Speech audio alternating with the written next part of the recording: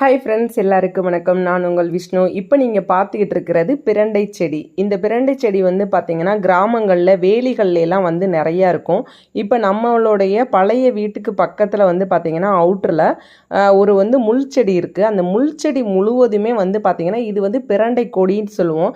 இந்த பிரண்டை கொடியானது வந்து ஃபுல்லாக நல்லா படர்ந்து இருந்துச்சு. ரீசன்ட் டேஸில் நல்ல மழை, ஸோ நல்லா செழிப்பாகவே இந்த பிரண்டைகள்லாம் வந்து பிஞ்சாவே வளர்ந்துருந்தது.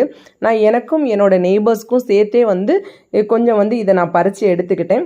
இந்த பிரண்டைக்கு வந்து பார்த்திங்கன்னா இன்னொரு பேர் இருக்குது. இதோடைய பேர் வந்து என்னன்னு சொல்லுவாங்கன்னா வஜ்ரவள்ளி அப்படின்ற மாதிரி சொல்லுவாங்க. ஏன்னா இதுக்கு வந்து ஏன்னா வைரம் போல் ரொம்ப நல்லா உறுதியாக இருக்கும் அப்படிங்கிறதுனால இதுக்கு அந்த பேர் வந்துச்சுன்னு சொல்லுவாங்க.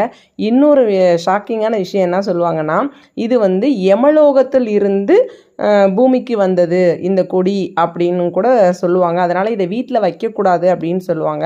அப்படியெல்லாம் கிடையாது. இதை வந்து சித்தர்கள் வழிபட்ட கதை கூட இருக்குது. அதாவது இந்த பிரண்டைக்கு வந்து நிறைய கதைகள்லாம் இருக்குது. அதை விட உடம்புக்கு வந்து பார்த்திங்கன்னா ரொம்ப ரொம்ப ரொம்ப நல்லது.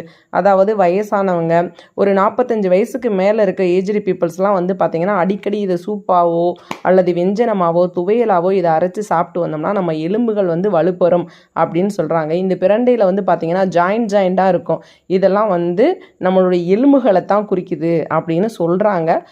பட் எனக்கு தெரிஞ்ச விஷயங்களை மட்டும் நான் உங்ககிட்ட ஷேர் பண்ணியிருக்கேன். எதையுமே ஆராயுதுங்க, உடம்புக்கு நல்லது, சாப்பிடுங்க, ஓகேவா? இந்த பிரண்டைகள் வந்து பார்க்கும்போது இதனுடைய இலைகளையுமே சேர்த்து வந்து நம்ம சட்னி அரைச்சி சாப்பிட்லாம். இது அதிகமாக இதில் புளி வந்து நம்ம சேர்க்கறதுனால இதில் இருக்க மருத்துவ குணங்கள் வந்து கொஞ்சம் குறைஞ்சிருது அப்படிங்கிறாங்க. அதனால் இதை வந்து என்ன பண்ணால் ஓவர் நைட்டு நல்லா மோரில் இதை நல்லா கழுவிட்டு தண்ணியில் ஊற வச்சு மறுநாள் காலையில் இதை நல்லா பாயில் பண்ணி அதை ஒரு 50 ml ஒரு 75 ml டெய்லி வந்து ஒரு வாரத்தில் 5 நாள் நம்ம குடிச்சிட்டு வந்தோம் அப்படின்னா நம்மளுடைய எலும்புகள்லாம் நல்லா வலுப்பெறும்னு சொல்கிறாங்க. நீங்களும் ட்ரை பண்ணி பார்த்துட்டு ஃபீட்பேக் சொல்லுங்கள். Thank you so